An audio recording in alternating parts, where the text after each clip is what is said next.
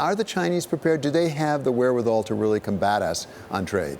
I think they do. In fact, the Chinese ambassador, Sui Tiankai, told me personally the same thing about a week ago. Namely, we don't want this, but if you want to start it in America, we're prepared. They're also, the Chinese, very, very concerned about who they deal with. He said a couple, 3 times to me, we just don't know who to talk to. You got Navarro on one hand, you got Mnuchin on the other, and the president himself can't make up his mind. So I think, A, they're confused. B, they think they're prepared. And I think they are prepared. The Chinese, in my judgment, having served over there for a good number of years, are very tough, they're resilient, and they'll do what it takes to survive a so-called trade war. I hope we don't have one, but I think they're prepared. In geopolitics, as well as in politics, timing is everything. And we have this election coming up in 3 weeks' time, midterm election. And then you have the G20 after that, at the end of the month. And there's talk now that President Trump will meet with President Xi. Is there a sense on the Chinese part, or on your part for that matter, that maybe we could actually make some progress after we get past the midterms? I think there's some possibility we'll make progress after the midterms. I don't think we should really hold our breath. It comes down to whether the United States sends a sufficiently strong signal that it wants to deal, a signal that then China can wrap its arms around and understand and say, gee, maybe it's worth our while, the Chinese, to come and talk to the president after all. You know, Chinese feel they've been burnt a couple, 3 times. When Liu He, their top negotiator, thought he had a deal with the United States, with Secretary Mnuchin, then Trump pulled the rug out from under him. So the Chinese aren't going to engage unless they see something very strong and definite they can trust. So do you have a sense of who can speak for the United States other than the president? Or is it the president personally is going to have to do this deal? I think we have a problem here. I think it's the president. I think Secretary Mnuchin says one thing, and then we see Secretary Mattis say something a little bit different with respect to a defense policy. And I think the real issue here is that we don't have a strong strategic plan in our country, and really most of us decided somewhat whimsically by the president. Did the experience with the former NAFTA instruct us at all, or is it just a different sort of creature? I mean, because that did get done. It took a long time, but they apparently did let Ambassador Lighthizer really have a leading role. They did, but the result is really, it's NAFTA 1.1. It's not a major difference from the earlier NAFTA. A lot of bluster, a lot of talk, so forth. They would finally, at the end of the day, when the dust settles, we're kind of back to pretty close to where we were. But it helps the U.S. a little bit, but basically it's very similar. We tend to focus a lot on trade, and it's certainly a very important issue for the global economy, frankly. But there are also geopolitics involved. There's the issue of Taiwan. There's the South China Sea.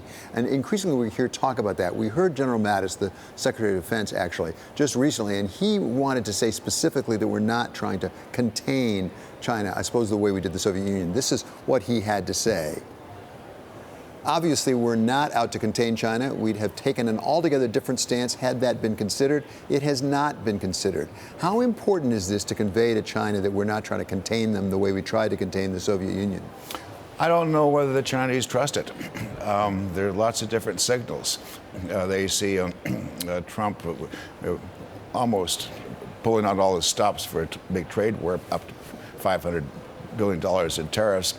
They see more active U.S. naval maneuvers in the South China Sea, which I think is the right thing to do. And so they just don't know whether the United States ought to contain China or not. There's a strong sense among people in China, and I spent a lot of time in China talking to Chinese people, that, gee, President Trump, he wants to move beyond a level playing field.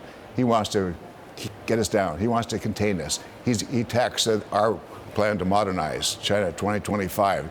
He's trying to, push us down. That's a growing concern in China. Now, in fairness, some Americans would say the Chinese have not been playing on a level playing field when it comes to the South China Sea. They've been building out those little atolls and claiming that they're islands and really seizing that ground, putting military facilities in it. Aren't they really leaning forward quite a bit over there? Oh, they are.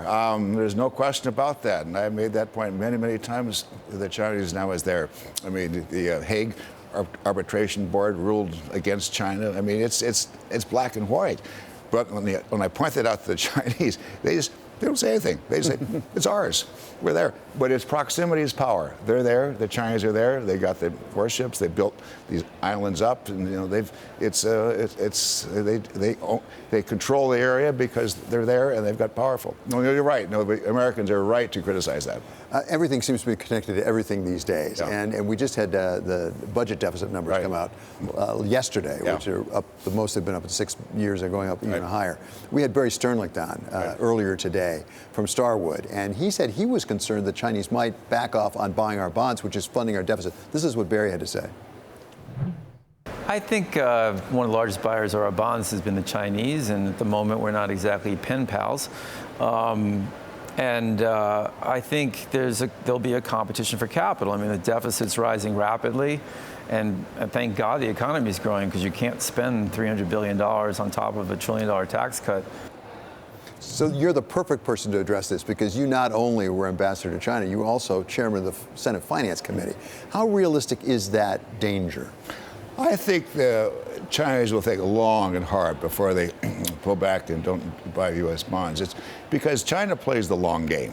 It's not short term, it's long term. And they know if they were to go down that road, it would cause longer term problems for them. In fact, just the opposite. Right now, they're trying to prop up the value of their currencies. It has fallen 7-10% in the last year roughly, but they're buying a lot of dollars to try to prop it up. It's so that I don't think China will do it. China wants a result here with the U.S. China wants to resolve the trade war, but they don't know what the United States wants, and the United States requests have not been specific enough and concrete enough for China to engage in.